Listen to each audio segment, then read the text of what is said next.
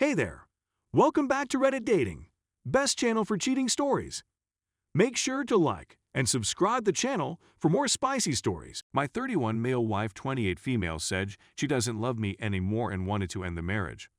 Found out she has had a 12-plus month affair that started while she was pregnant with our second child. This will be our 8th anniversary as a couple this year. As mentioned in the title, my wife told me around 6 weeks ago, early June, that she no longer loved me and that she did not want to continue to be married to me in any capacity whatsoever. Despite the fact that we haven't been speaking well for quite some time, I was utterly caught by surprise. My ex-girlfriend said that I had made her feel as though I didn't care about her anymore. Since I moved out of the house a few years ago, my wife had begun to go out more often without me, and I was becoming concerned. It took me a while to admit defeat, and we had a little discussion about it, but we didn't really delve into the details of the situation other than that. When she brings it up again after approximately 2 weeks of not saying anything to one another, we both giggle. He or she has done a great lot of thought and is extremely certain of his or her position. We have 2 children, a 6-month-old boy and a 3-year-old girl. I told her that I'd give her a little more time to think about it before answering her question. I would go and stay with some friends in the middle of the week. I was still working full-time, and then I would have the kids here on the weekends, while my wife would go to her parents' house or stay with friends since she does not have a place of her own. After a few weeks of this, the 2 of us had been having some positive discussions, but when I arrived to swap over with the kids on Friday, she informed me that she had been talking to another guy for a few weeks and that they had kissed when they met up at an event she had taken the kids to earlier in the week. I was shocked, but I accepted her explanation. We are in the process of renting. Even before this incident, I had low expectations of reconnecting with her, so I started questioning her about what had occurred and why it had happened. She met him for the first time in the gym, after which she only spoke with him via social media, and then she ran into him again at a social gathering. Afterwards, I inquired as to what else you were concealing information from me. She remained silent for the rest of the conversation. She then asked when I would start using dating apps, adding that she simply wanted me to be happy and that she didn't mind if I didn't. She informed me that she did not want me to go out with anybody she knew since she believed it would be improper. I cautioned her that if she chose to leave me, she would no longer have a say in the decision to which she was entitled.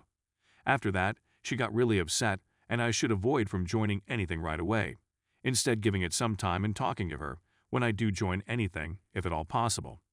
I reiterated that it was no longer her problem and that I would proceed to do what I believed was best for me. She became enraged and declared that I was going to engage in relations with anybody and everyone. I declined, stating that I needed time to recuperate.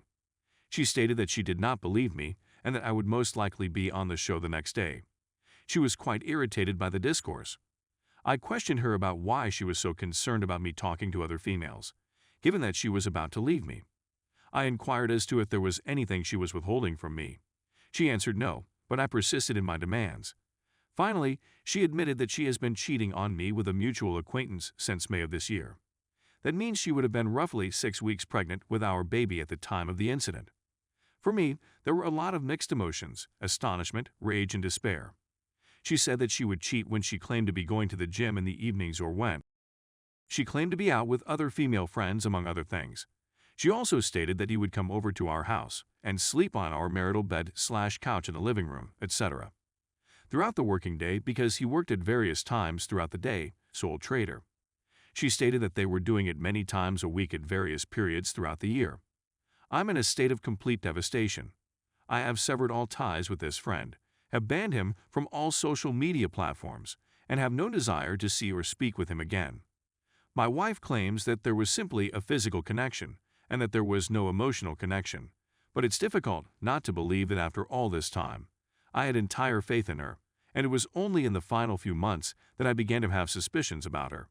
Since our son was born, she'd been hiding her phone all the time and had begun to go out more frequently with friends. We are completely through with her. She cannot be trusted in any way. I'm not too concerned about our children since she's a wonderful mother, and I believe we'll be able to establish a nice co-parenting pattern quickly. So far, everything has been pleasant, and we have begun to divide assets. It's difficult for her right now since she doesn't yet have a place to reside. She's waiting for government assistance because she's unemployed and a stay-at-home mom. Some people have suggested that I should force her out and take full custody of the children until she can provide a place for them to reside, but I believe it would be detrimental to the children. In a strange sense, I've already forgiven her for what happened. I still have a soft spot in my heart for her, as she was the mother of my children. For the time being, we're going to take the high road and let her figure herself out so that we can be the greatest parents we possibly can be. I'll be able to remain with my pals throughout the week for the foreseeable future. Forcing her out would just exacerbate the matter.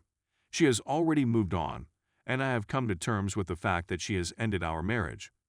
When the lease on this property expires in another 6 months, I will hunt for a new place to live, but I will use the time between now and then to recover and care for my children and myself. Story 2. She cheated and I thought we were a success story. I made a post on this site last Sunday, which would have been our 23rd wedding anniversary, but I never shared my personal story with you. Someone who made a kind remark on my last post urged me to publish it here. So let's get started. In college, my wife and I met and fell in love. After grad school, we married and had 2 wonderful children together. There were occasional difficulties, but overall, living together was extremely enjoyable. This time 3 years ago, we were sitting at the kitchen table, preparing for tax time. We were talking about money, not just about the monthly budget, but about the overall picture. I thought it was a little strange that she was texting during such an important talk. It wasn't a case of messaging the kids since they were both at home. I'm still baffled as to what possessed me to steal her phone from her grasp in the middle of a text message.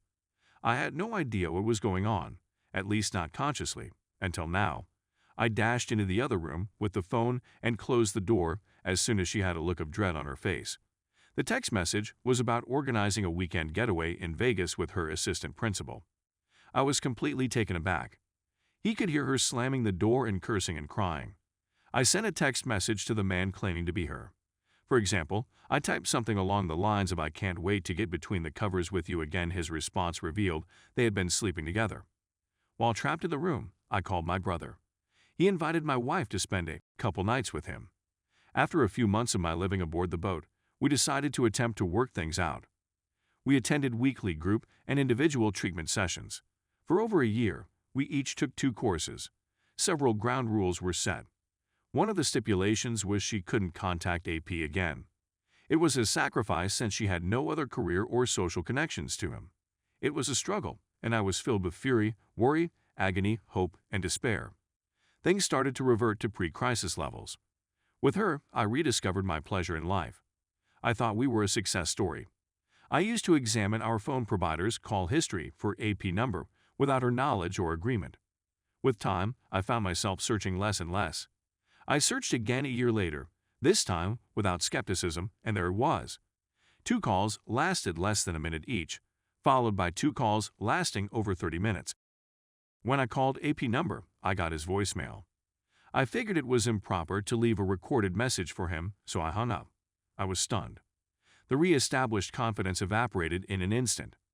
Putting the essential foundation in place required moving money around, changing passwords, engaging an attorney, and finding a place to live. As a consequence, I confronted her. I told her she had broken the ground rule and I was leaving and divorcing her. I went on to declare that nothing she could say or do would change my position, and that any discussion was pointless now. Of course, there was a fuss.